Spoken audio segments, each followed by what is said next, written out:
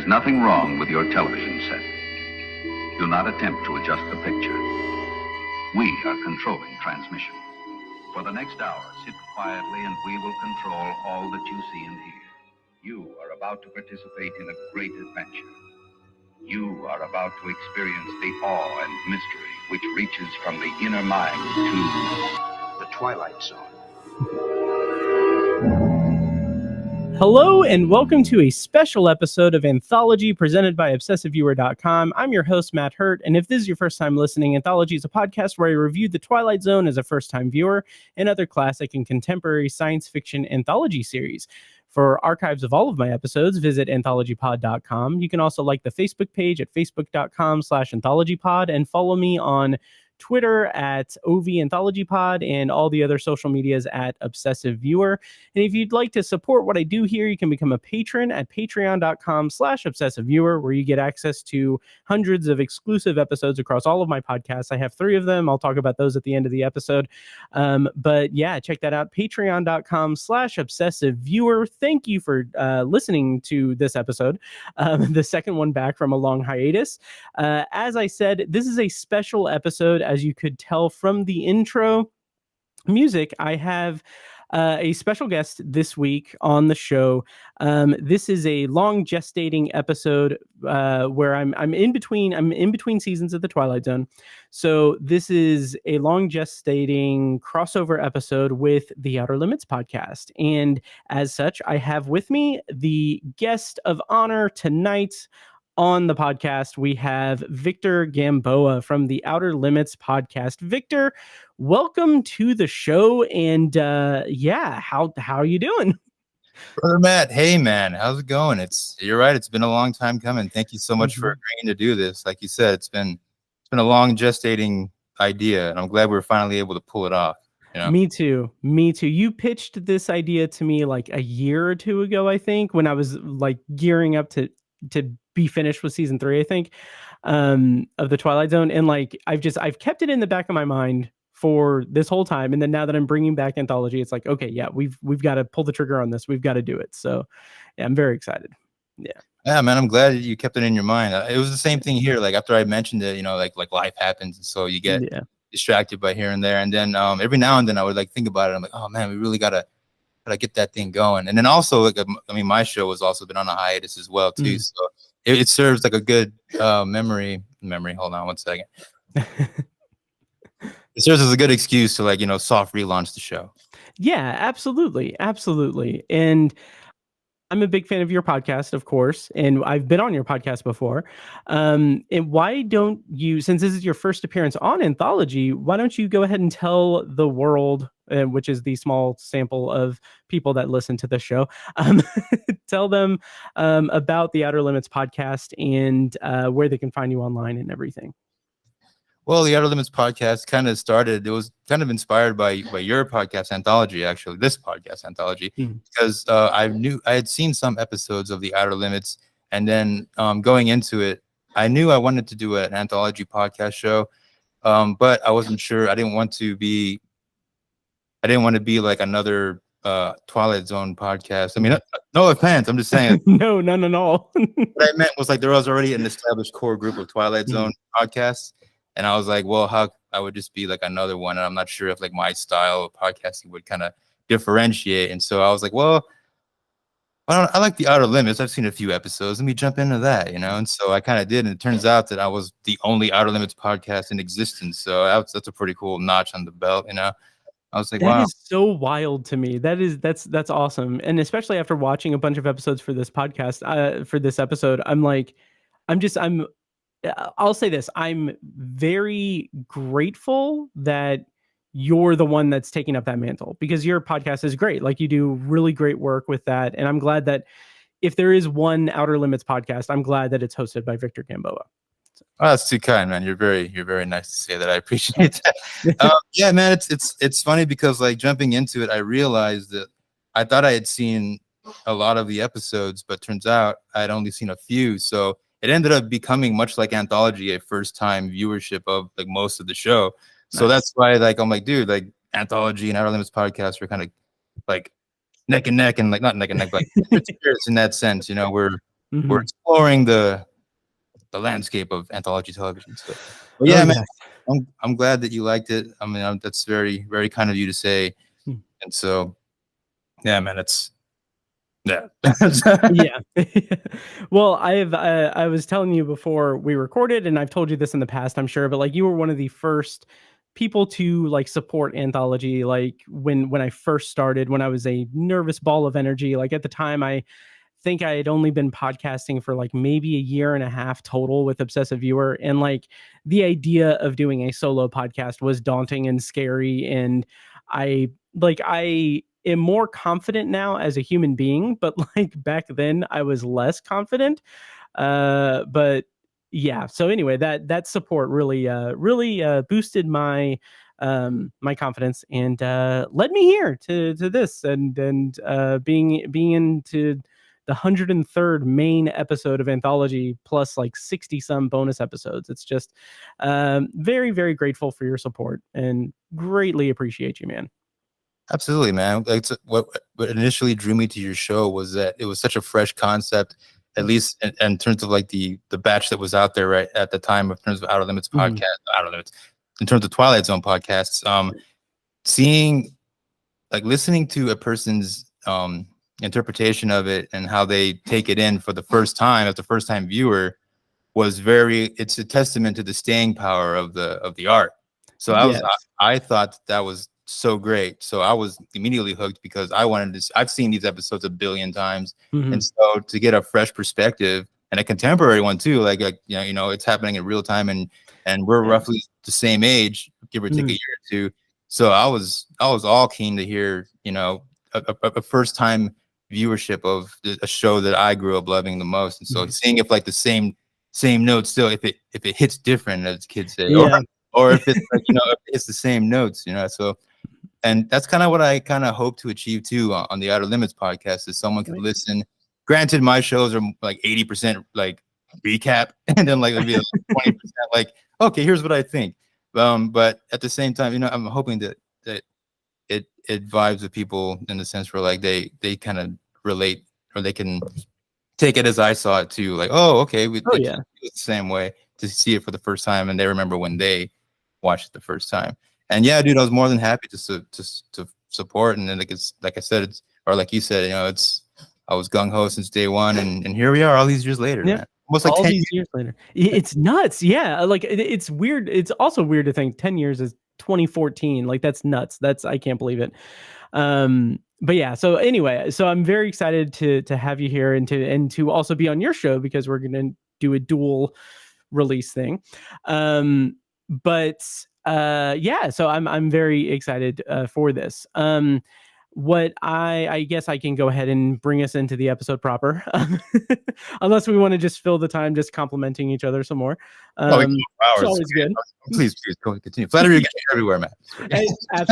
Absolutely. So what we're doing on this episode is, it's something special. We are examining actors who appeared in both the Twilight Zone and the Outer Limits, and we're kind of going to be exploring these performances through one episode of each show, and kind of just diving into that. But before we do that, as is customary for me on Obsessive Viewer on Anthology, Jesus, I want to take a brief moment to talk about just from the section of the podcast where I call From the World of Fiction and Science, where we talk about anything we've watched or consumed or experienced in regard to science fiction.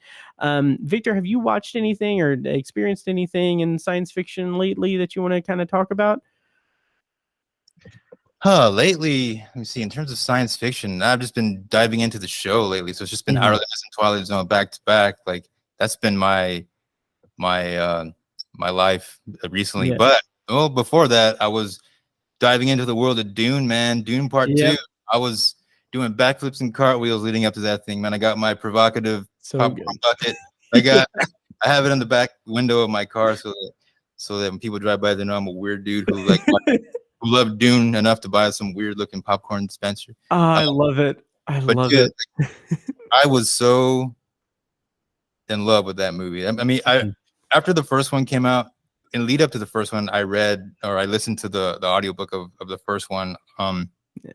and then jumped immediately into Dune Messiah, and then it just snowballed from there. So I've listened to like all the Herbert Dune books, and then Nice. the two that his son did to finish to kind of wrap it up. Mhm. So I've been like in Duneville for the last like for the last couple months, and so when 2 came out, I was that guy who was like, oh, like all the deep cuts and stuff. I'm like, the world's not ready for the God Emperor, you know, stuff like that. So that was me for the last couple months. I was a rude Dooner, man. Oh, So that's awesome. that's my science fiction thing as of late. But Nice. yeah. Nice. I did not get the Dune bucket, unfortunately, but the memes that grew out of it was just exquisite. They were just exquisite. Um, but for my from the world of fiction and science segment, I'm going to just mention really quick that as of this recording, we're recording this on April 9th, 2024, and yesterday there was a solar eclipse for the first time in this like hemisphere or whatever since 2017. And I was fortunate enough to be living in Indianapolis and living, but in Indianapolis, and that's when we like were in the zone of totality. Like it was a whole big thing. My day job actually gave us half a day off of work specifically because the anticipation of thousands upon thousands upon thousands of people traveling to Indianapolis. They were like, we're not going to make you you can just work from home half the day and then enjoy the eclipse because, you know, it's ridiculous. Like you can't, like, we don't want anyone to be, you know, stuck in traffic or anything. But so this was such a, like, it's not it's not really from science fiction because it's just science and nature, but it was such a cool experience. It was so cool. I like my friend Jess and I, we were like, we live in the same apartment complex. We just sat in the like tennis court in the open, of the complex, and like it was a beautiful shot of it, like beautiful straight shot of like we could see it. It was beautiful. It was amazing. And just so I'm just kind of still riding the high from that. I kept making jokes like I wish space was real. But Uh, but it was very cool. It was very cool. So yeah, that's my world of fiction and science. Victor, did you get to see any of it? Like where you're at, how did that shake out, if at it's all? I mean, over here by like Los Angeles area, I wasn't able to. I was so busy yesterday. It's so weird because like between like work and just Mm. dad mode stuff, I was like I found myself running errands, and then I walked out of my apartment to begin with, and I was like, "Hey, it looks weird out here," and I was like, "Oh my god, the eclipse is happening!" So, like, I was like, "Ah." And so it took me a moment to kind of like I wasn't prepared to like to look Mhm. at it all, you know, like, or I didn't have any of the glasses, so Yeah. I just kind of just appreciated like the ambiance it provided. We weren't in the area of totality. Mhm. So we just kind of got like this cool like little weird shade about it. So I mean, Yeah. yeah, it looked really weird, but I liked it a lot. But like I said, this was happening in the midst of a bunch of like errands I had to run. So Yeah. I appreciated it from my car throughout my commute between different destinations and stuff. That was the extent of my. Nice. But I was like, it was pretty crazy in the lead up to it, because at work, like I work in a ER, and Mhm. so a lot of people were coming in, and every now and then there'd be one guy who's like, "Hey, the eclipse is happening, right?" I'm like, "Yeah, yeah, yeah." He's like, "A lot of world events are gonna occur." I'm like, "All right, man, Oh that's." boy. And so every now and then I'm just like, "Oh, the apocalypse is at hand, right?" I'm like, "Oh man, well, I'll have my dress shoes." Sure. I mean, Sure, but listen to the Outer Limits podcast. yeah, I think we have an episode about something like that. But Yeah. yeah. So then, like, all the time I was driving, I was like, I wonder what they're doing right now. Mhm. But that's my eclipse story. But yeah, it was Nice. so busy that I kind of wasn't able to like truly appreciate it. Mm. But it'll be another like 35 years it'll happen again. Something like that, yeah. So So, we'll see. yep, we'll see how it shakes out, but, yeah, I saw a bunch of the, conspiracy theories and doomsday people, talking about that, and I just like, it doesn't bother me that much anymore, like, it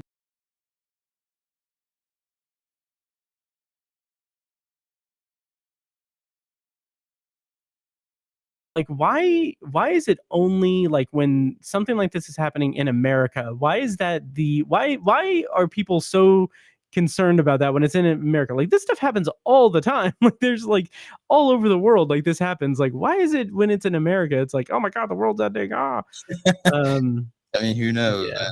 Yeah, there's a bunch of stuff there. But anyway, yeah, so that's from the world of fiction and science. So yeah, I'm glad that you got to at least take some part in it or observe some of the natural beauty of the world of space. Space is incredible, man. It is. It is. And speaking of incredible things, that's my segue to bring us into the episode. So yeah, so we have ranked. Let's. Do you want to tell the audience how we kind of brought this together? How like you really spearheaded the bringing together the actors, and then we kind of workshop that. Do you want to kind of give a spiel about what we're doing on this episode? Yeah, absolutely. So, first I compiled this list. I went through IMDb and just kind of made a big list of actors who had appearances in both The Outer Limits and The Twilight Zone, which was a pretty big list. It was a lot bigger than I thought it was going to be. And a lot of these actors they range from like leading roles in episodes to like little bit parts. And we'll kind of get into that too as we go on, because some of the matchups we have will be like, oh, in this episode, this actor carries a lot of the weight. Whereas in the episode that also featured the same actor, they're like, oh, they're only on screen for maybe like 6 minutes. But what we're doing is we're kind of basing we're basing our rankings like on we're gonna decide who, like between the two. We're not ranking like, all right, hold on. Sorry. You're good. I don't know. So we're gonna judge the episode as a whole between the two, and then also we're gonna compare the performance of the actor between the two episodes. Yes. And so based on that, we both compiled our list of, I think it was like our top 5, and then we kind of shared notes, and then we made like a list of like a master list, and then we took it from there. Yep. Yeah, and so we've got a list of 10 actors, and I think the idea was that we would kind of rapid fire or do like brief ones for like 6 through 10 are basically like kind of honorable mentions of a sort. Yes. So yeah, so we're gonna kind of go through that. And just to say, like, it's so interesting watching The Outer Limits, because like I haven't watched as much Outer Limits as like obviously as you have, or anyone really has, but like I've seen several episodes at this point, especially for this project, and as I followed along with your podcast and everything. When the thing that kind of hits me about this show in regards to, or in relation to, the Twilight Zone is that it just feels it's so much more focused on creature feature, like boogeyman of the week, and like there's something just really strangely haunting about that for me. I really like it. I really like it, and it's really interesting going from like morality tales in the Twilight Zone to like creature design. Like there's some stuff in some of these episodes that's just really cool visualizations. So that's my little spiel about the difference between the Twilight Zone and the Outer Limits. For sure. Yeah, that's the thing. It did rely on that kind of heavily in certain parts, and then that's kind of what we had going. But we as in the Outer Limits. So Team Outer Limits. So the Outer Limits, it's like, how do you let's just get it right out of the way. Like, you can't, like, it's like the Twilight Zone is the Twilight Zone. The Outer Limits has always been like, as a good friend of the show, Craig Beam, once said, like the ugly stepchild in the back seat. I always that was pretty funny. Hey Craig, how's it going? Yeah, so we were always like we got it. I go again. So the Outer Limits is always like they had other things, like the creature designs were like so stellar, and it's to try to it's so weird. I have so many thoughts. It's like bottlenecking right now. It's Sure. like it's a whole different vibe, just like what you said. They'll drive the same part home, and I think part of my like fascination with the Outer Limits as opposed to the Twilight Zone. I feel like the Outer Limits captures the fear of the atomic age. Yeah. Whereas, like, if it makes any sense, the Twilight Zone is more like the dread, where you're like, oh no, I'm hopeful of the future, but we're worried. Whereas the Outer Limits is like, we're really in it now. This is like, if we don't do so, like I've always said, like the Outer Limits, to me at least, represents the urgency. Like in Twilight Zone, the overall message is one of like hope that we can still steer this ship. Whereas the Outer Limits is like, okay, we're almost past the point of no going back. We really need to like know like what, like all these, you know, the folly of man, like what could happen if we don't right the wrongs, you know.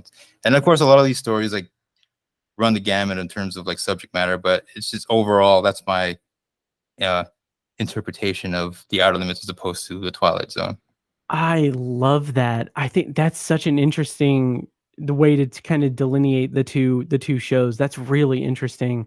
The other thing I was going to say as well is that I'm excited that we did this now because I'm about to start season 4 of the Twilight Zone. So I feel like going into the Outer Limits hour-long episodes, it's going to prime me a little bit better to go into the Twilight Zone's hour-long episodes. So anyway, that was just an aside, but yeah, but that's really interesting, kind of delving into the differences between them. That's really interesting. It's funny you mentioned the runtime. I found that in watching these episodes that a lot of these episodes, the Twilight Zone, for better or worse, I mean, we'll get into it. Some of these performances left me feeling like, oh, if only they had more time, you know, it would probably be a better episode, or like, oh, this is just short enough, you know, so it is just a perfect amount of time for what was required of like the episode or for the character, you know. Sure. Certain performances left me wanting more, and certain performances left me like thinking like, okay, maybe an hour would have been like too much, and so that kind of made me think too about like runtime and its effect on people's interpretation of the episodes as well. Yeah, that's really interesting. So let's dive into the list. We're gonna do, like I said, the 10 to 6. They're gonna be kind of quick rundowns of them, but I think we agreed to switch off the premises for each one. But to get us kicked off, do you want me to take Twilight Zone and you take the Outer Limits? Okay, I couldn't hear you there. Oh, sorry. Okay, no, you're good. My bad. Yeah, you're good. So coming in at number 10 on our list is Edward Platt. He was in 100 Yards Over the Rim, which also I should say, in terms of the performances, we are keeping that to Twilight Zone seasons 1 through 3 because of the whole conceit of my podcast is I don't know anything. So we're going to keep it contained to that. But 100 Yards Over the Rim was season 2, episode 23 of The Twilight Zone. And the premise is a settler from a wagon train in 1847 sets off to find something to help his ill son and stumbles into 1961 New Mexico. So, Victor, what did you think about this episode of The Twilight Zone and Edward Platt's performance in it as well? I thought it was good. It was one of those instances where he was one of like the big characters, not big characters, but smaller characters in the back. Yeah.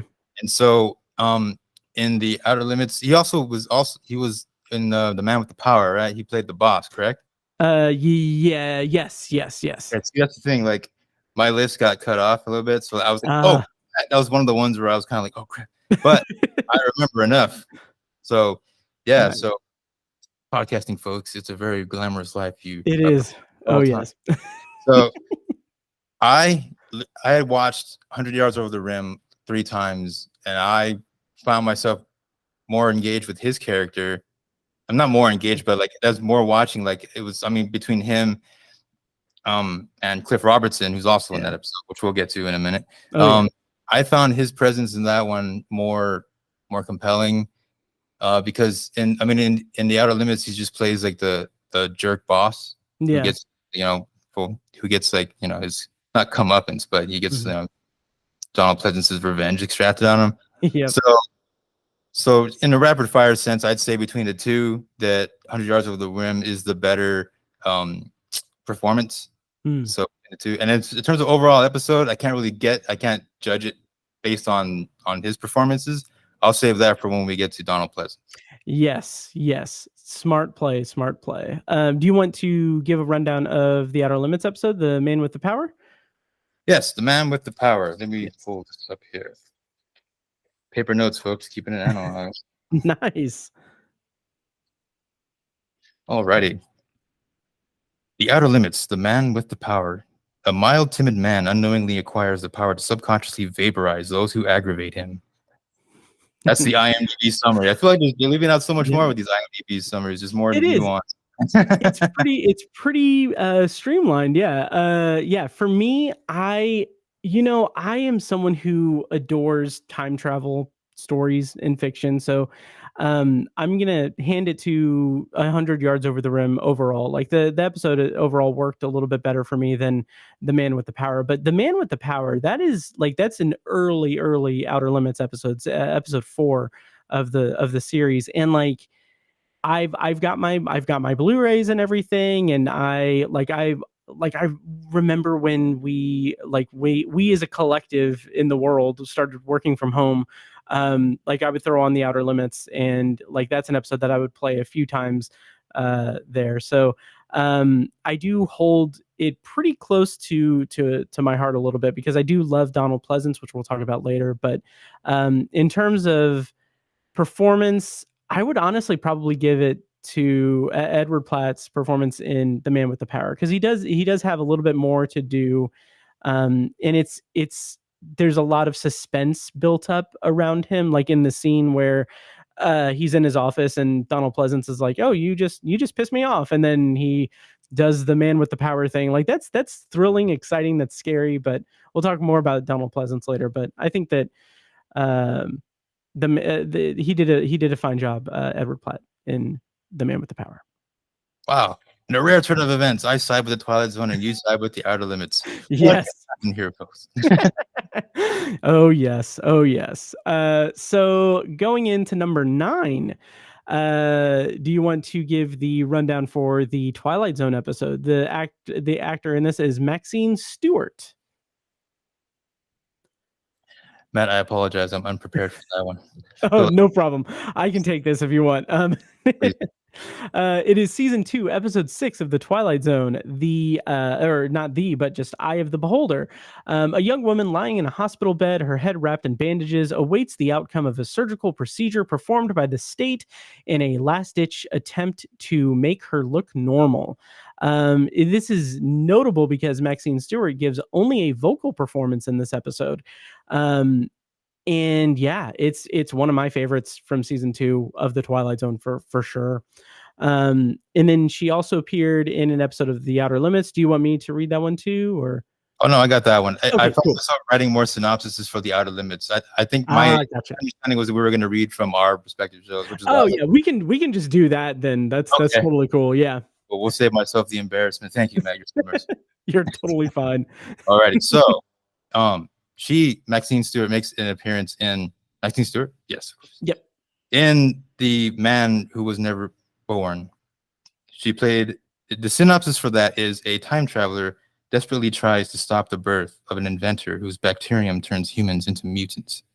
And so her role in this one is very small. She plays the innkeeper, basically when Martin Landau comes in and he's trying to alter the future, which we'll get more into when we cover Martin Landau.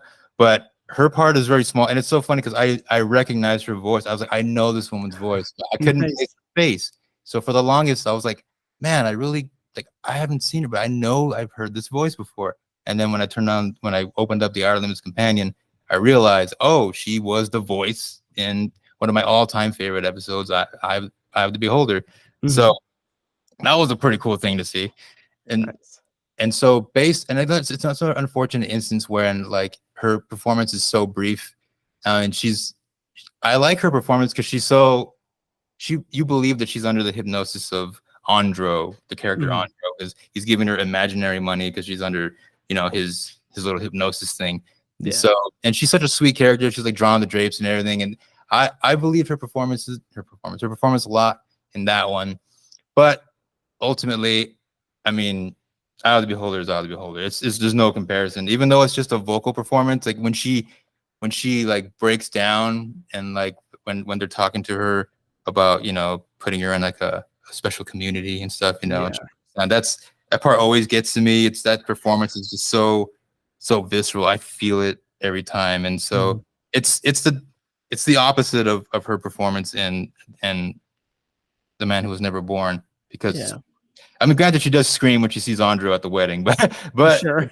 I mean, in terms of performance wise, I have to give it to Eye of the Beholder, because I mean, it's Eye of the Beholder.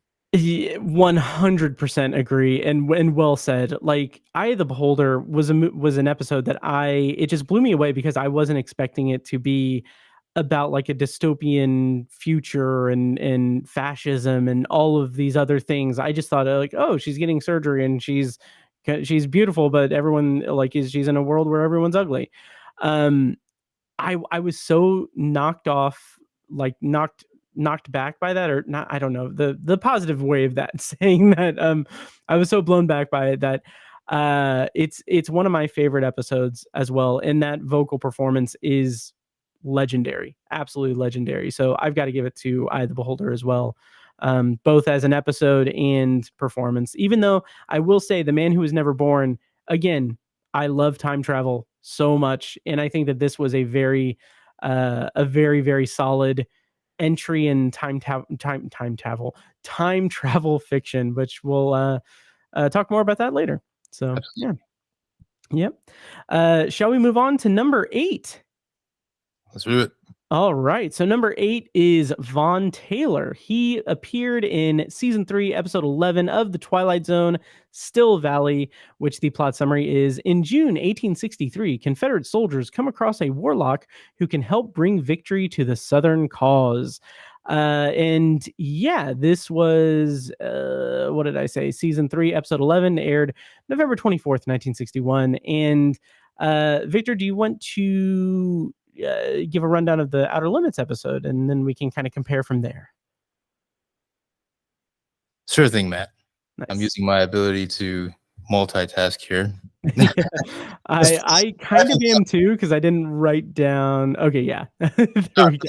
I couldn't find the darn thing like in the days leading up to it. And of course, now it pops right up. And oh, no wonder. Yes. Through the magic of editing, Matt, this will be nice. Okay. The guests. I know. The guests. Yes. A drifter enters a lonely house, unaware that it is actually an alien creature in disguise.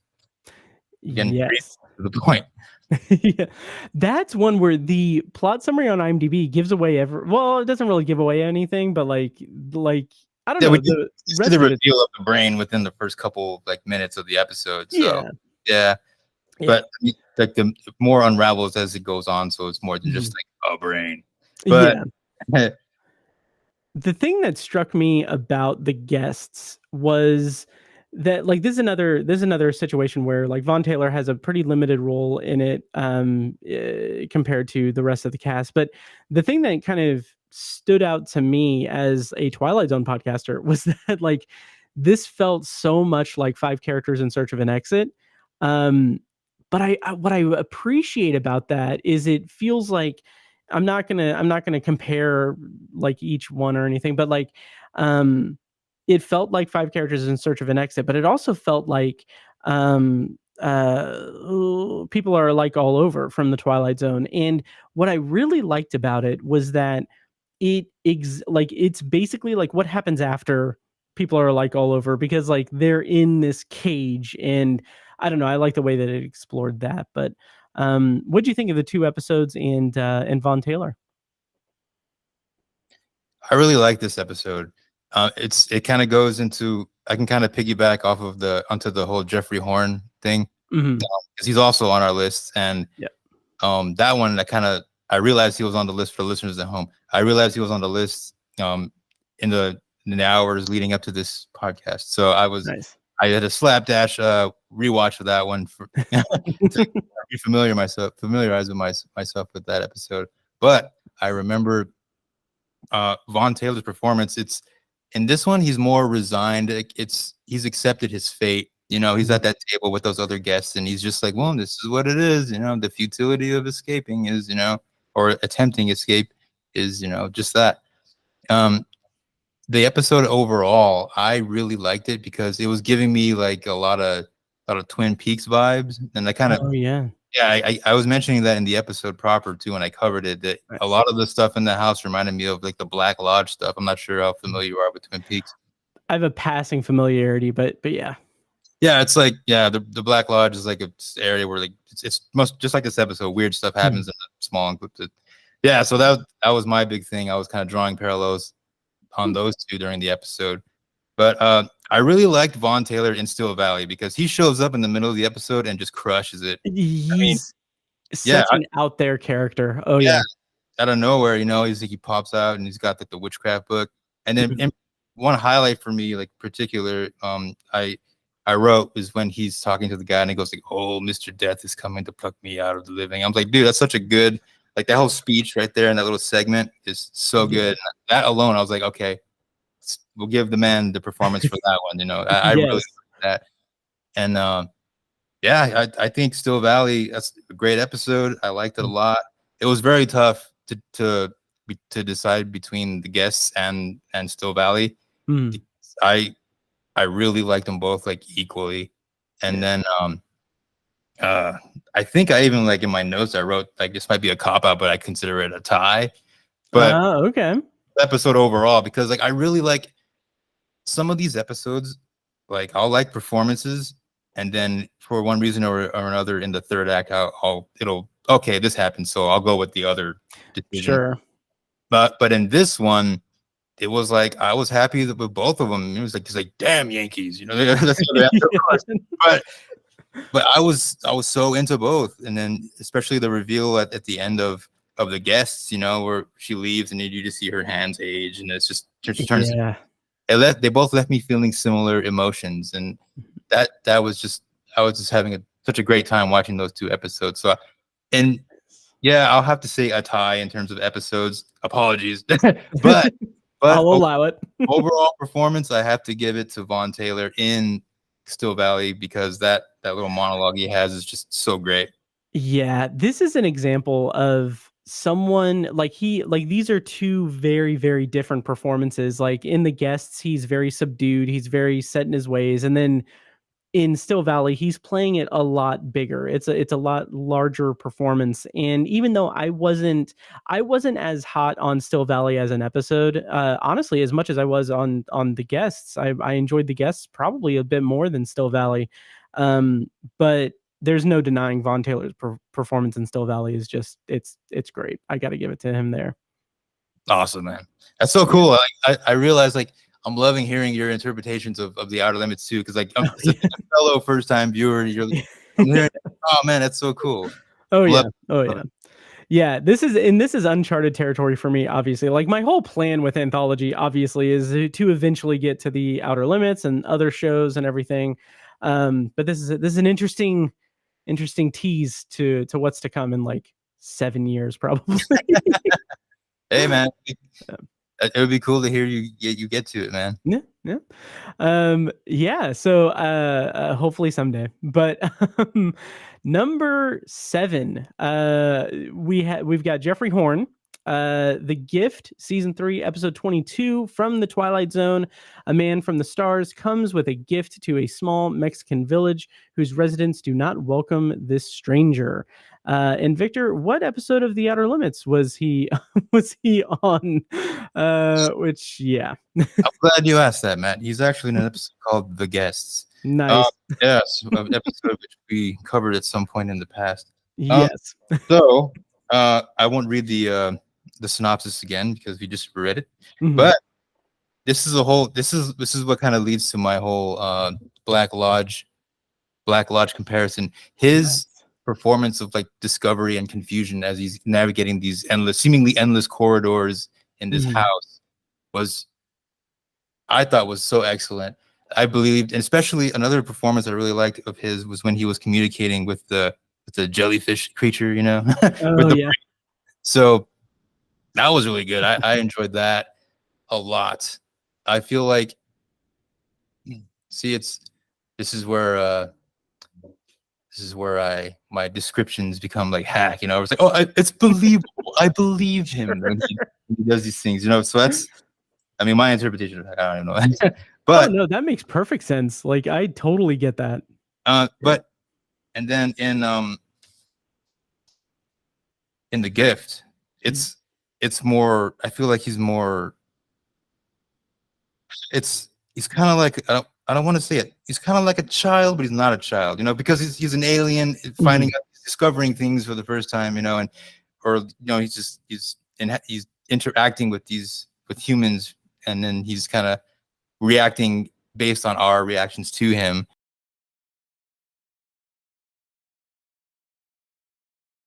And does, you know, they just kind of, you know, they mistrust, and by the end of it, they kind of screw themselves out of like a cure for cancer. And that big reveal right there that's one that stuck with me too. I really like that a lot. This is one of the Twilight Zone episodes where it's like it feels like a slow burn, and then at the end, like, yeah, they stuck the landing. That's really cool. It's a gut punch, you know.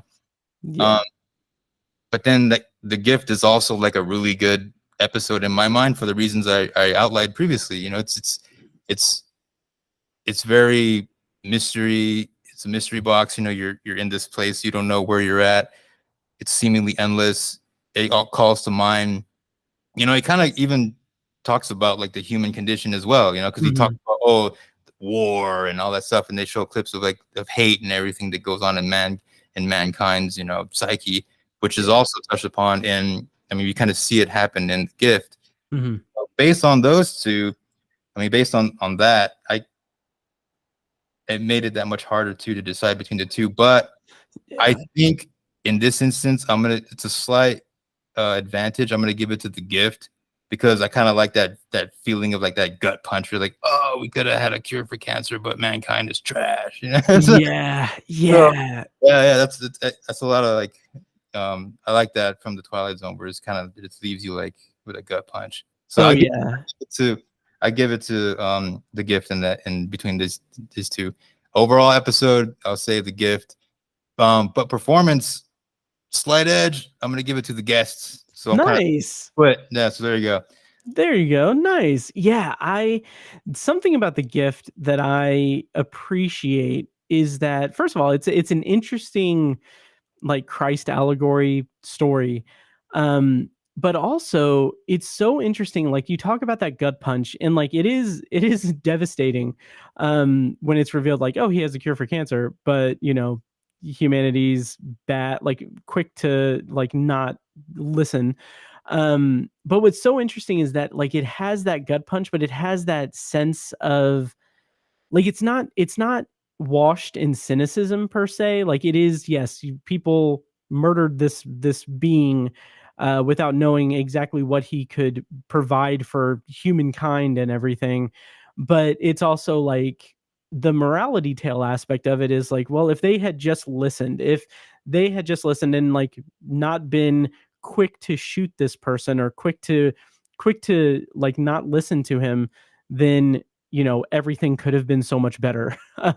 So it's just interesting whenever the Twilight Zone has that nihilistic ending that's tinged with weird optimism in a sense. So having said that, I would give the performance and episode to the Gift. Nothing against the guests. I really liked it. I liked how disorienting and strange it was, but I think the kind of morality tale at the heart of the Gift is what kind of elevates it for me, both in performance and overall episode. Awesome, man. Awesome. Yeah, and then let's go to number 6 before we get to our top 5, obviously. We've got Barry Atwater, who appeared in, of course, one of my all-time favorite episodes, not only of The Twilight Zone, but of television as an entire medium. The Monsters Are Due on Maple Street, Season 1, Episode 22. On a peaceful suburban street, strange occurrences and mysterious people stoke the residents' paranoia to a disastrous intensity. The episode aired March 4th, 1960. And Victor, what episode of The Outer Limits did Barry Atwater appear in for the purposes of our list here? Barry Atwater appeared in the Season 1 episode of Corpus Earthling. And then the synopsis reads as: enabled by a metal plate in his head, Dr. Paul Cameron can overhear the immediate invasion plans of 2 parasitic rock aliens. And yes, that is so Corpus Earthling is an episode that I really kind of attached myself to when watching it for the purposes of this episode. Just the idea, because I watched these in chronological order from air date while prepping for this, and just like seeing how, like, I think in the Outer Limits they refer to the creature as the bear, right? Yeah. Yes, they do. Yes. So the bear, for all accounts, is basically two rocks. And like, I know. Yeah. it's just so interesting to me. But it's a really strong episode. Yeah. How did you feel about it? I mean, it's I get it, man. It's like on paper it seems so weird, so strange. It's like, oh, okay, so we're rocks, and now even then on paper they look like Jello. Yep. That's pretty funny. But I think, I mean, again, Atwater's performance in this one is very, or his role is like small in comparison.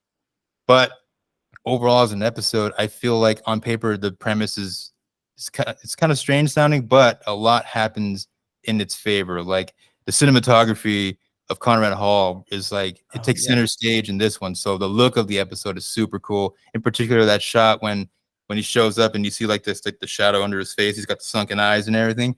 That counts for a lot. So in terms of like the bear may have been like the weaker aspect of the episode, but the atmosphere really takes center stage.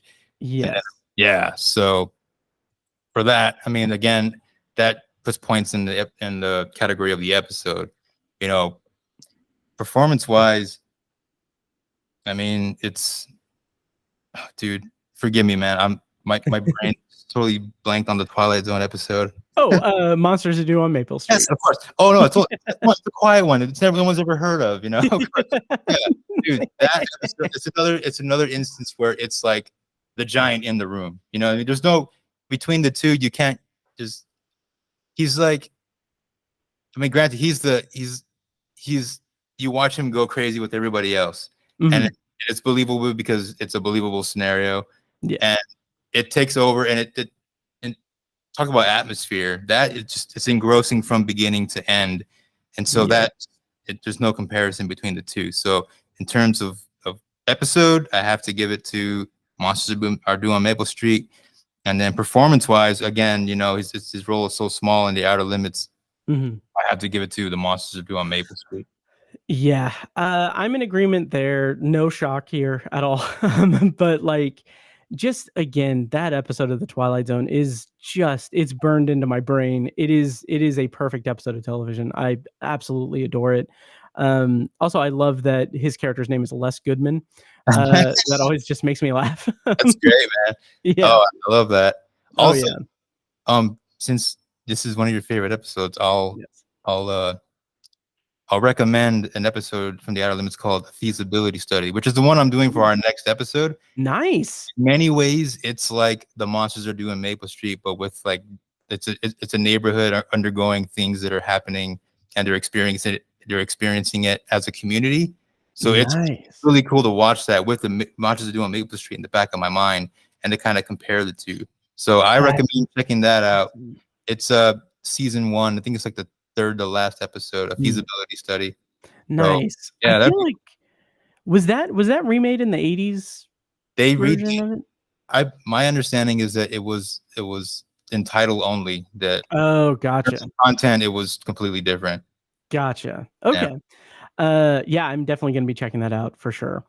And that is our that is our rapid fire of 10 to 6. So again, so like a lot of these, for the folks listening at home, I was anticipating like one saying, "Oh yeah, you know, that's good, moving on," and I was like, "Oh crap, that's my thoughts on these things, guys." Oh yeah. So let's get into our top 5 then. Let's waste no time. You guys had just heard. Well, I don't need to do that. I'm going to put in post a mid-roll thing. But anyway, let's get into our top 5 list of actors from Twilight Zone and The Outer Limits. And the number 5 is Barry Morse. He appeared in the season 3, episode 22 episode of The Twilight Zone, A Piano in the House. The premise is sadistic and hated theater critic Fitzgerald Fortune puts a player piano that has the power to reveal the souls of all who hear it. What Outer Limits episode are you throwing up against A Piano in the House? Well, for the Outer Limits, I'm going to go with an episode called Controlled Experiment. And that synopsis reads as: a pair of Martians try to understand the human phenomenon of murder. Yes. So, like, I watched Controlled Experiment for the first time today. Excellent.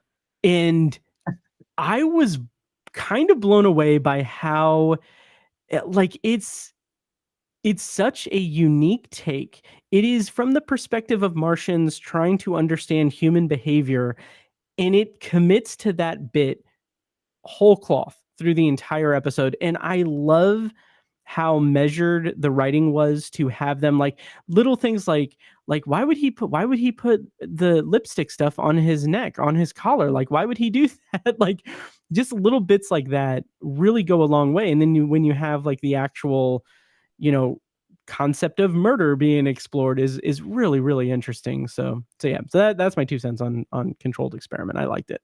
Oh yeah, this is one of my. I have a love-hate relationship with this episode. I really like it. The main reason, the 100%, the majority of the reason I love this episode is because of Barry Morse. Mm-hmm. The more I watched it when I was covering it, the more I was like, dude, I love this actor's performance in this. Nice. Because it starts off, he's so cynical, much like in A Piano in the House, but the outcome is very different.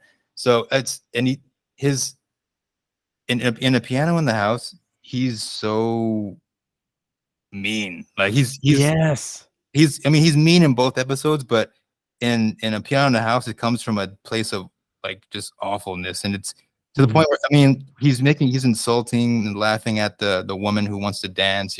That's so heartbreaking to see. And he's getting legit enjoyment out of these people like embarrassing themselves and like revealing a side of themselves that is not seen, and he like relishes in it, and that's just it's so villainous, and even then, like a devilish appearance with the beard and everything.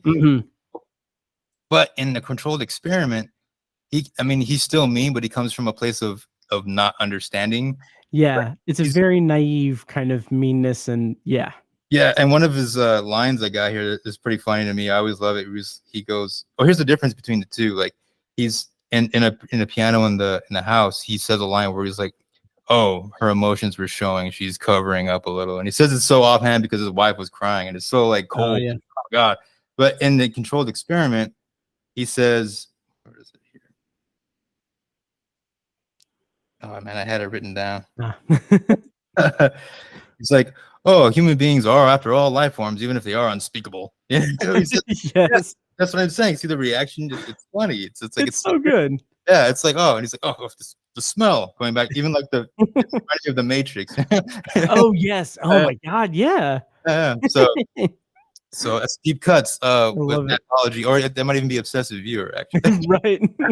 but yeah, so in the Outer Limits, the gimmick, so to speak, of the episode is the going forward and backward of time. Yeah. And that can kind of grade on you. And that was kind of my issue with the episode, was they used it so many times that after a while that noise just kind of bugged me a little bit, because it's like, and then the flashing light, and it's like, oh, okay. But while all this is happening, you're watching Barry Morse's character understand more about humans, and he's warming up more to humans in general. And then also, we can't mention this episode without mentioning Carol O'Connor, he bouncing off of him. He's got some good lines too. He's like, "Oh, a 10th rate planet like Earth." So he covers more ground from a performance standpoint in my eyes in this episode than he does in A Piano in the House. Because in A Piano in the House, he's just vindictive. He's just mean, and then he gets his comeuppance, and then that's kind of where we end. But in Controlled Experiment, he's got like a full arc where at the end, and even like this is like an unspoken thing, not unspoken, but like the music really helps out in conveying all that emotion as well. Because Dominic Frontier's music just is such a great aid in the whole visual, I mean, oral experience of the episode. Like you really feel the warmth developing inside of Barry Morris's character, Phobos, of, you know, the moon of Mars. And so by the end, you know, it's we've come, he comes around and he decides to stay on Earth. And one thing, I wasn't sure if you were aware, this is actually like a backdoor pilot for a show that never got picked up.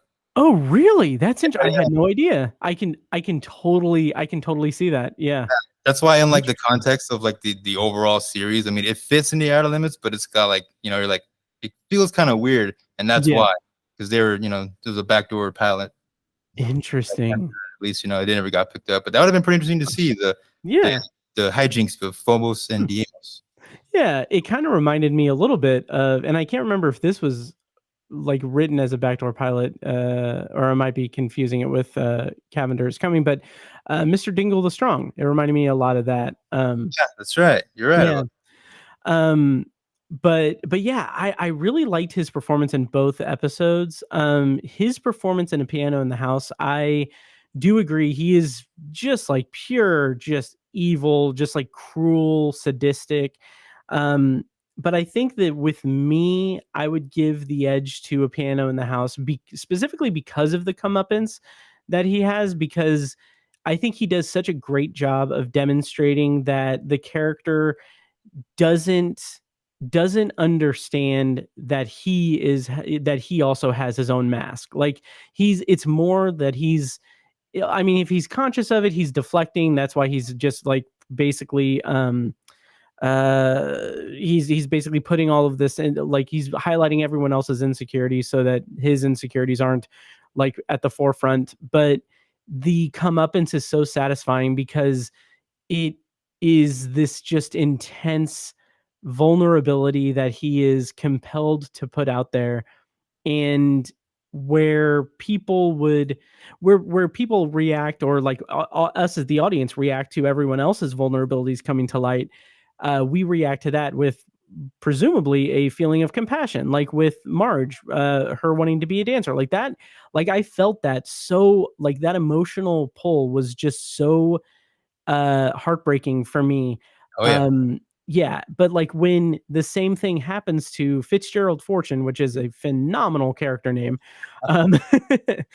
it's like, it is like the sweetest just desserts that this episode could provide. It's just so good. It's so freaking good, because we know that he deserves this humility. He deserves this insecurity because of the pain he's inflicted upon everyone else. He's not willing to work on himself. He's rather going to lash out at other people. And even if he can admit, or under being compelled to admit, but admitting nonetheless, like what his issues are, like there is a chance like he could turn a corner. He could be a better person on the other side of this, but having seen him be so cruel and horrible, it's just very satisfying to see him be on the receiving end of the stuff he's been doling out the whole episode. So yeah, so that's a long-winded way of saying I liked Controlled Experiment, but I've got to give the edge, both performance and episode, to A Piano in the House, because I really enjoy it. That's awesome, man. For those reasons, exactly like that again, the comeuppance is so deserved, and he's such a jerk that he deserves it. And to see him crumble under his, you know, under what he was inflicting on everybody else, the whole episode is so satisfying that I will give that satisfaction, gives me the edge to A Piano in the House episode wise. Nice. And but going back to like how like I feel like the performance in A Controlled Experiment was so good, in my opinion, that it carried the entire episode. Yeah.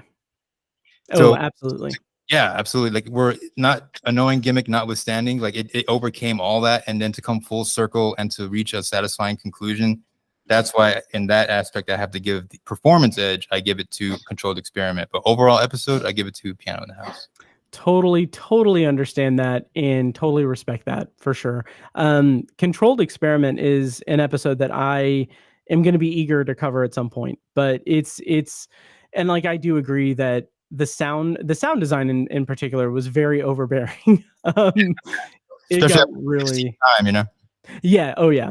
It was a lot. But I do like the overall vibe of it. It wasn't something I was really expecting. And I really enjoyed it. So yeah. Shall we move on to number 4? Absolutely, man. Alrighty, so number 4 on our list is the none other, I should say, than Cliff Robertson, who appeared in he's appeared. Like, here's the thing, we're aware that there are multiple episodes, so we should have mentioned that we just picked one episode for each actor, but. The one that I picked for Cliff Robertson was 100 Yards Over the Rim, which we've already talked about. But just to refresh, a settler from a wagon train in 1847 sets off to find something to help his ill son and stumbles into 1961 New Mexico. Cliff Robertson plays Christian Horn, the father who time travels into the future. And Victor, what was the episode that you put forth for Cliff Robertson from The Outer Limits? Well, Cliff Robertson has the honor of being in the first ever episode of The Outer Limits titled The Galaxy Being. And that synopsis reads such: as Cliff Robertson stars as a disc jockey whose radio tower allows a highly dangerous radioactive being to come to Earth. Yes. It's like, it's so funny that, like, as someone who has spent, and we both have spent numerous hours in front of microphones talking into the ether, like watching this episode, this is one that I've watched several times because, like I said, I watched it on Blu-ray and everything. But like seeing it, like it's just, it speaks to me in such a fun, profound way. It's a great introduction to The Outer Limits as like a creature of the week thing, but also having kind of similar to The Gift in that it has this story to tell, this fable about humanity and like obsession and the state of the world. There's a bunch of themes in this that I was really satisfied with. Oh yes, oh yes. Yeah. And that cynicism too is great. Yeah. This is the thing, going back to when we were talking about 100 Yards Over the Rim. And then that episode, his character has got such a purpose. Or he's trying to, he takes it upon himself early on, I'm gonna go over that ridge and I'm gonna find water. I'm gonna get us, to California. And then when he finally, goes over and finds himself in, modern time, circa 1963. Yeah, like 61. Yeah. Oh, there you go. Oh, you're right. Oh, I'm living in Outer Limits time, man. You're right. There you go.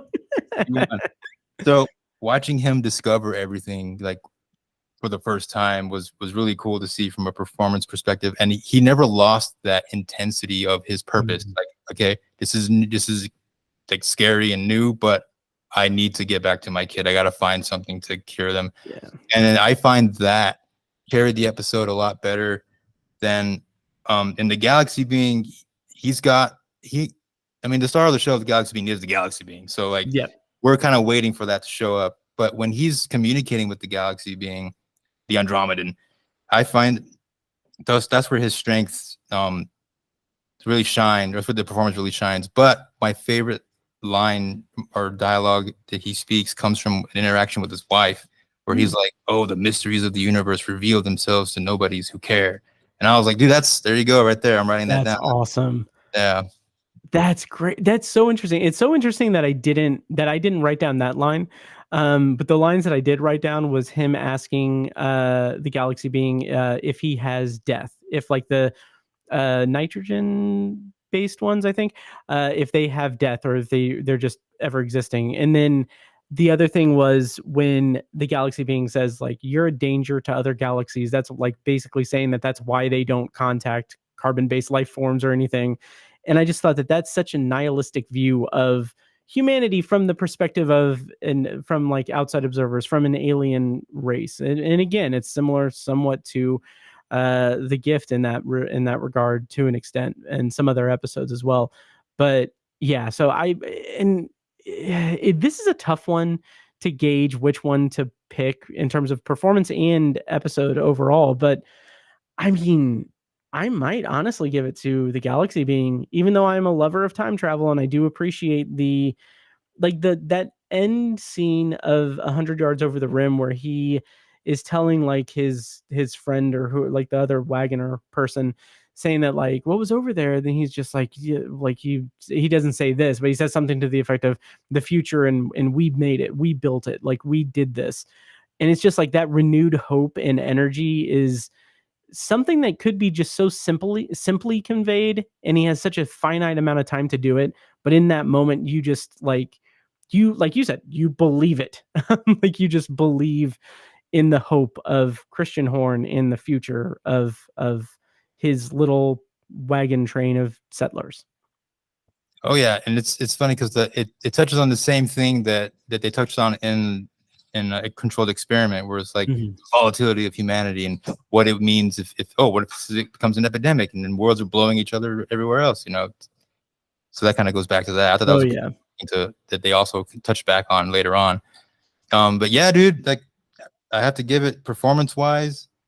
I have to give it. Let me see. Where did I write it down? I'm so like in the middle of everything that I. You're good.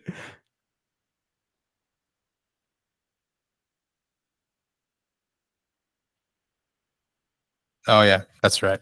So because in his performance in Still Valley carries everything, whereas like in again, I have to like say that the bear in the episode of the Outer Limits does most of the heavy lifting in the third act.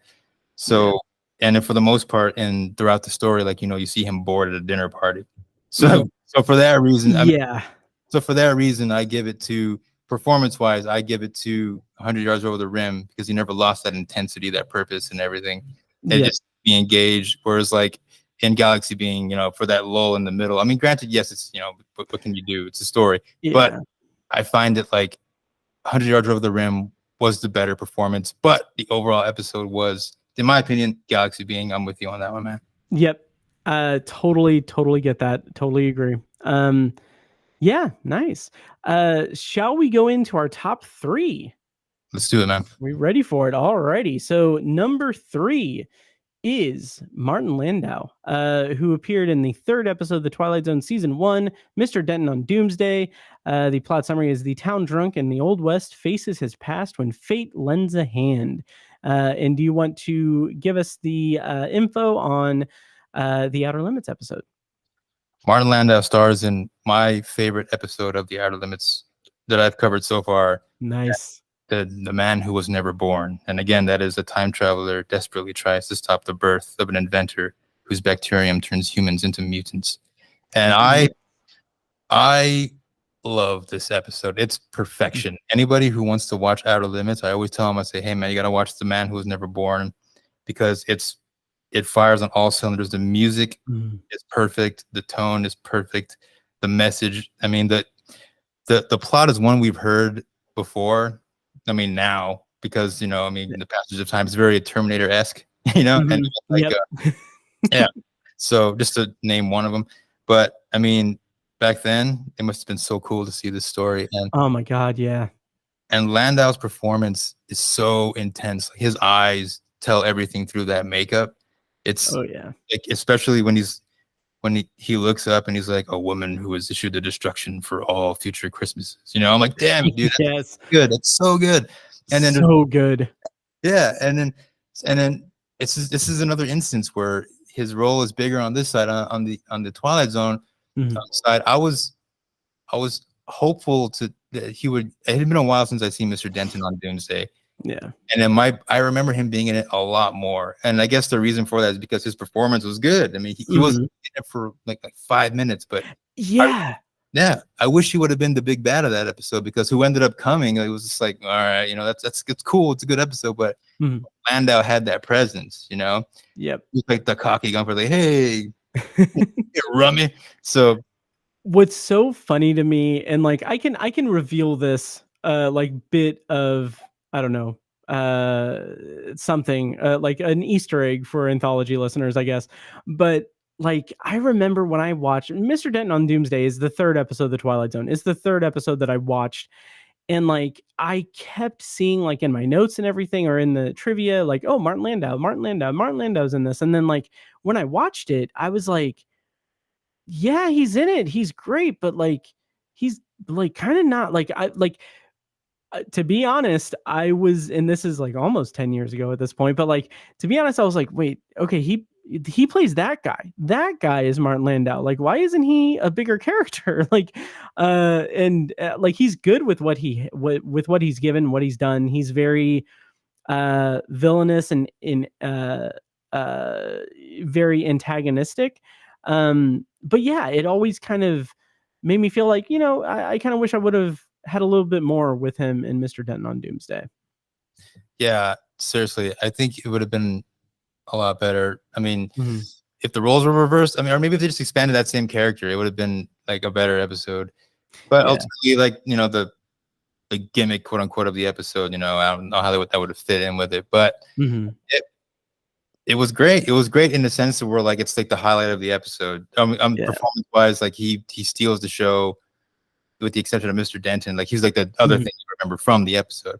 And so, but I mean, when you're looking at the man who was never born, his performance through the makeup, and then also like, when he's not, just the whole courting scene with Noelle is also like an excellent performance. And again, just amplified by the music underneath it. It's such a perfect episode. And so, and ultimately and talking about gut punches, that ending, man. Oh my God. Yeah. Yes. Like, and I'm right there with you. I'll go ahead and just spoil like my thoughts on this performance and episode, Man Who Was Never Born, wholeheartedly. Like, it is such a great episode. Again, I am a big fan of time travel, and like, this was just so satisfying. And like, even with like the makeup effects and the way that it's like, that level of detail is so like disturbing, but it's also so painful to see, because that this is a man who's come from a horrific future. And it reminded me a lot of The Time Machine by H.G. Wells. I wonder, I don't know if that was like an intentional visual kind of thing, or something that they brought into I think is it the Morlocks from the Time Machine? It just reminded me of that. I might be misremembering them, but yeah, it's something that really it is a quintessential time travel story told spectacularly well in The Outer Limits. Oh yeah, same here, man. I have to give it all to The Outer Limits, The Man Who Was Never Born, for those reasons and more. It's timeless. It's so great. Oh yeah. Shall we go on to our number 2? Yes. All right. So number 2 is a little bit tricky on my part, because it is William Shatner, and he appeared in the season 2, episode 7 episode of The Twilight Zone, Nick of Time. A pair of newlyweds stopping in a small town are trapped by their own superstition when playing a fortune-telling machine in a local diner. And like, that episode is iconic, but I know that he has arguably an even more iconic episode that I haven't seen yet. So that's why it's a little bit of a struggle for me, but I'm putting up Nick of Time for William Shatner in The Twilight Zone. Victor, what Outer Limits episode was he in? William Shatner was in the season 2 episode Cold Hands, Warm Heart. And then that one involves, or the synopsis reads as, following a mission to Venus, an astronaut finds himself constantly cold and has strange dreams about encountering an alien outside of his spacecraft. Which, just that description makes me really wish that I had gotten to season 5. It's very like, something out the window, something on the wing. Yep. So that was like one of my like little internet moments of joy when William Shatner was in space, and I like photoshopped the Venusian alien outside the window. And then it took me so much joy. It brought me so much joy to like correct people. Like, actually, you want Twilight Zone? I'm like, actually, it's because he's in space. I love it. That is so great. My pettiness coming out on the internet, but it was that was good. Nice. That is great. There's a little. I'm sorry to cut you off. I didn't mean to. No, you're good. You're good. I always point this out when I talk about Cold Hands, Warm Heart. And again, I haven't seen much from season 2. The only reason why I watched this one is because I did cover this episode in a previous episode I did for a different podcast. Okay. So I was like, hey, fair game, let's do it. So I always point out that a lot of the stuff happens. Did you notice like when he reaches 20,000 feet above the Venusian atmosphere? That is, Yeah. So they even like kind of emphasize nice. 20,000 feet. I was like, oh, hey, you know, That's yeah. I didn't even catch that. Wow, that's amazing. Yeah, it's definitely, it's one of those things where it's Cold Hands, Warm Heart has a lot going against it because it's in the beginning of season 2, and in season 2, when we get to the Outer Limits, a lot of changes happened. The core DNA of the Outer Limits was gone at that point. Like the writers and the co-creators like Leslie Stevens and Leslie Stevens and oh my god, I'm drawing a blank on the name. Go ahead. Sorry. No, just God, credibility out the window. Or the core DNA of the show was gone. The music, the Dominic Frontieri was gone. They brought in Harry Lubin, who did some cool things with like theremin music and stuff, but it was definitely a different feel for that season. And so the writing and the budget was cut drastically. So it had a lot going against it. And also, this is like later on in Shatner's career. I think this is like right before Star Trek happened. And yeah, you can see in Nick of Time how young he is, and he's got more pathos, I think, in Nick of Time. And before we jump into that, I wanted to ask you a question, Mr. Stephen King fan. Did you notice any parallels? I mean, I myself am a Stephen King fan as well, of course. But I wanted to ask if you noticed any parallels between, or did you think of I Am the Doorway when you were watching this episode? Oh my god, I feel like such an idiot for not. Like, I mean, dude, down to the hands. Yeah. Oh my god. Yeah, and I Am the Doorway is a fantastic short story from for the listeners from Night Shift. Oh my god, I'm gonna have to revisit this and like take a look at it through like that lens, because oh my god, why didn't I not make that connection? There's a lot going on, man. That is so good. It's one of those things. I feel like having I Am the Doorway in the back of my mind while watching this made me enjoy it more. Nice. To the point where like the ending of this episode, I wish would have been like the ending to I Am the Doorway. Yeah. Can you imagine that happening in this episode? Quite a change of tone. But so that notwithstanding, you know, I was just wondering if you had thought about that, because I was just like, oh my god, I got so mad about that because it's Stephen King. I'm so glad that you mentioned that, because it just completely didn't register with me. What did register with me is the kind of the trivia that it's interesting that the mission or the operation is Project Vulcan, and this is predating Star Trek. I think that's pretty fun. But yeah, definitely some parallels to I Am the Doorway. That just blew my mind a little bit. I love that so much. It's I feel like Nick of Time has more sorry, I'm just kind of going back on no, go right ahead. It reminded me that his performance in Nick of Time is very, watching his descent into obsession over this the mystic seer is gradual, and then even to the point where like once again talking about music in this aspect, once you hear it click in his brain, you're like, oh my god, this is actually real, because that's when the music stops. So the music stops, and then all of a sudden his tone changes, and you notice he's like getting more and more obsessed by this machine, or this, you know, the mystic seer. And then that is it's more engaging. Like it sucked me in more. Every time I watched it, the same thing happened. I was just, no matter how many times you see it, it just draws you in. Whereas with Cold Hands, Warm Heart, I feel like I'm just watching stuff happen. You know, it's just like, okay, because it's not the best writing. It's not. I mean, the writing's okay, but the performance leaves more to be desired. And then it's more his character change is more abrupt, in my opinion. In Nick of Time, it's more subtle. You're watching this guy evolve into obsession, whereas like in Cold Hands, Warm Heart, you just see all of a sudden now he's angry because he's like, I'm cold, turn the heater on, you know. So, and for that reason, I give the advantage in terms of performance and episode to Nick of Time. I'm gonna echo those sentiments. Same here. It was interesting seeing Cold Hands Warm Heart, and I do appreciate some of the visual stylings of it, even at the beginning, just like the ticker tape parade. Like that is something that it's such an interesting visual that is so like the idea of like an astronaut in a parade with like ticker tape and everything, like that, just like that's such an indelible like American history thing. And like I don't know if I've actually seen it outside of like a satirical thing in pop culture, so it was just interesting to see that. But Nick of Time is a beautiful episode. I can't deny that.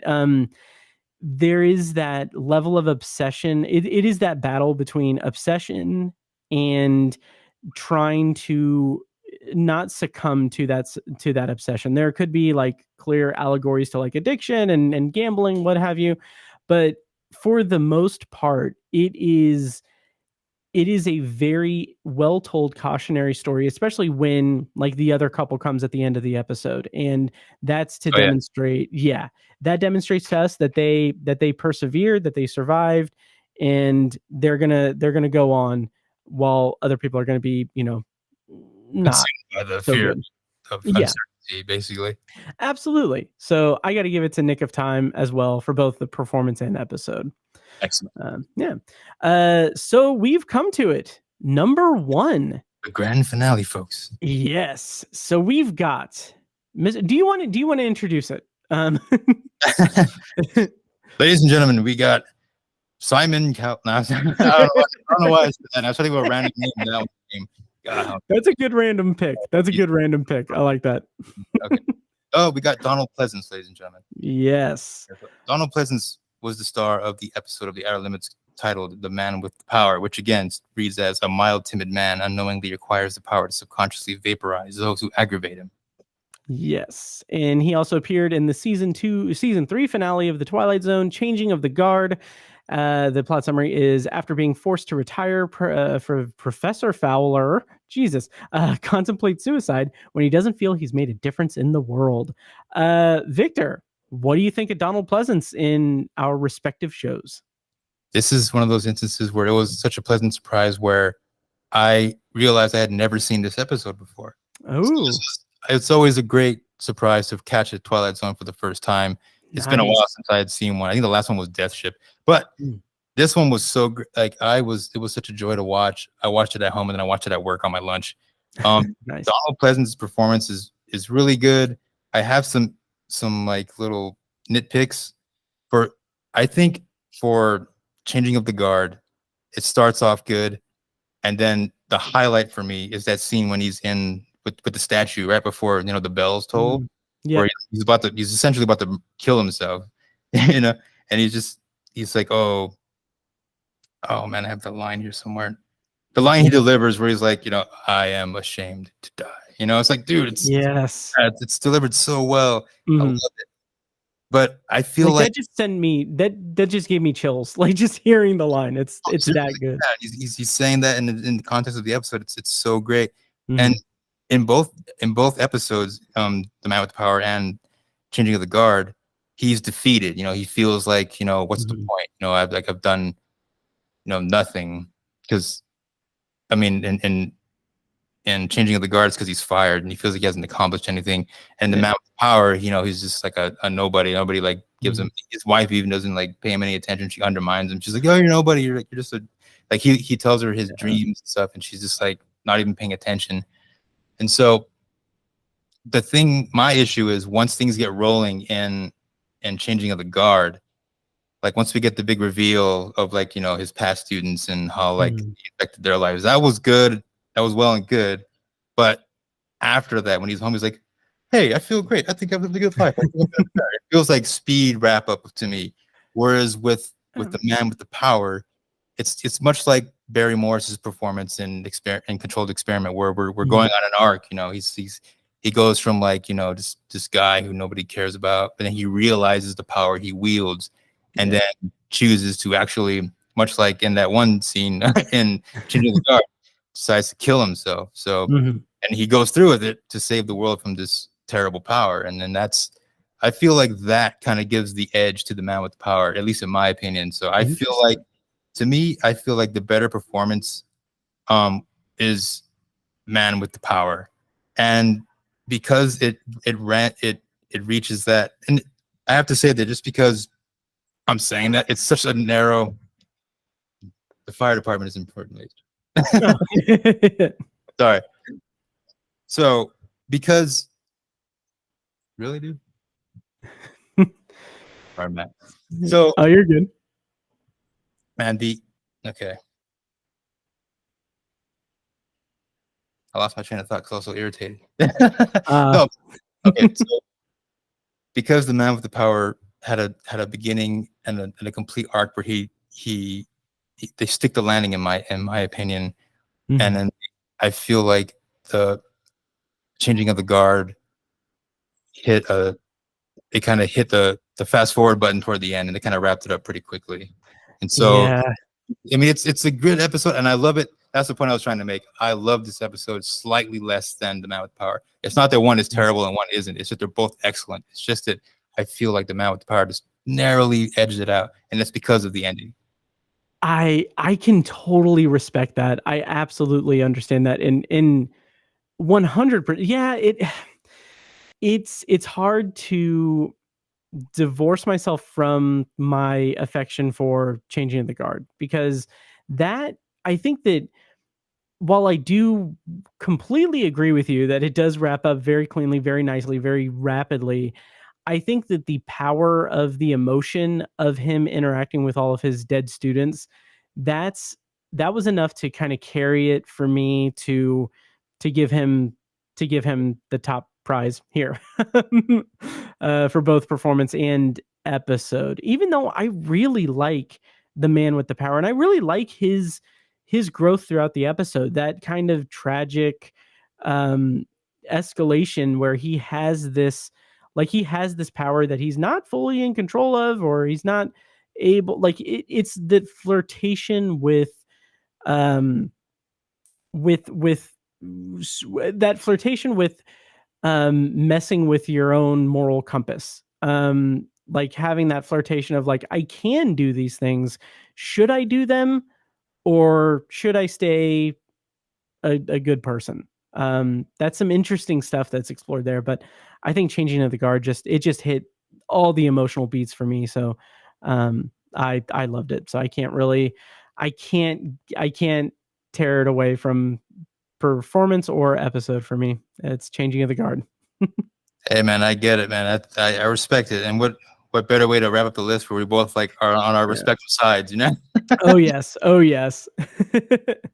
Yeah, so that is our list, our rundown of actors that were in the Twilight Zone and the Outer Limits. Let us know what you thought, and we're gonna kind of wrap up the episode now.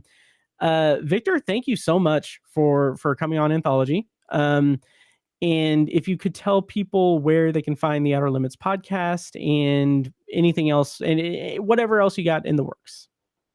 Well, thank you, Matt. I want to thank you for appearing on the Outer Limits podcast as well. This has been a really cool experiment to do. Not experiment, but a cool, project. I was stoked that we finally got it going. Mm-hmm. Well, you can find me online on the Twitter machine. That is, you can find me at Outer Limits Pod. You can find me on Twitter. The show has a Twitter. I just said Twitter. You can find me on Instagram. Mm-hmm. With the handle at the Outer Limits Podcast. So I have. Yeah, I loved that you used the Ken Watanabe image from, I think it was Godzilla versus Kong, I believe. Yeah. I thought that was great because you posted about this project. I was like, that got a good chuckle out of me. I enjoyed it. Honestly, I was laughing at your last episode when when your guest you had on, he mentions like, oh, we're just gonna duke it out, and he's like, yeah, they're gonna join forces. I'm like, let them fight. So at that point, I was like, that was a catalyst. Nice. But yeah, man, I'm so glad. And then for folks listening to my show, where can they find you and your show online? Well, I am available on Twitter at OV Anthology Pod for Anthology, and I also have other podcasts, other projects, and everything. But you can follow Anthology on Twitter at OV Anthology Pod, Facebook at facebook.com/OV Anthology Pod. Facebook.com/Anthology Pod. Instagram OV Anthology Pod. I'm also on Threads and Blue Sky under Obsessive Viewer, which is my other show, the flagship of it. You can find all of my podcast stuff at obsessiveviewer.com/podcasts. I have, of course, Anthology, and Obsessive Viewer is a weekly movie review podcast where I review new release titles with rotating guests of critics and friends. And then I've got Tower Junkies, which is an infrequent Stephen King devoted podcast, which can be found at towerjunkieспod.com. Yeah, and then of course I also have a Patreon, but you'll hear all that if you listen to my shows. So that's my self-promotion there. Awesome. Yeah. All right. Well, yeah, let's get to it. That's it for this episode. Once again, make sure you're subscribed to Anthology on whatever your preferred podcast app is, and make sure to follow the show on all of the socials. Once again, Victor, thank you so much for joining me on Anthology. It's been a blast, and I can't wait to see what you do next. So, Thanks, yeah. Matt. Pleasure was all mine, man. Like I said, I'm glad we were able to do this and finally put it together. Thank you so much for taking the time to appear on my show. I'm kind of glad that I was kind of wondering like how like we were gonna make it or like navigate this. Like who's gonna take the skill. So I'm relieved that you kind of did a lot of the heavy lifting in this one. Yeah, you're more seasoned of a podcaster, so I'm like, okay, let me write this details, Matt. Well, I hope that your listeners don't get too annoyed with my voice. Oh no. So yeah. All right. Well, I'm going to go ahead and play us out. Yeah. Once again, thank you guys so much for listening. I'll be back next week with another new episode of Anthology. That's going to be episode 104. We're going to be reviewing The Rack, which both the United States Steel Hour episode and the film adaptation based on the teleplay by Rod Serling. And I'm going to have my friend Tiny on from Obsessive Viewer. So stay tuned for that next week. Thank you for listening, and I'll see you next time.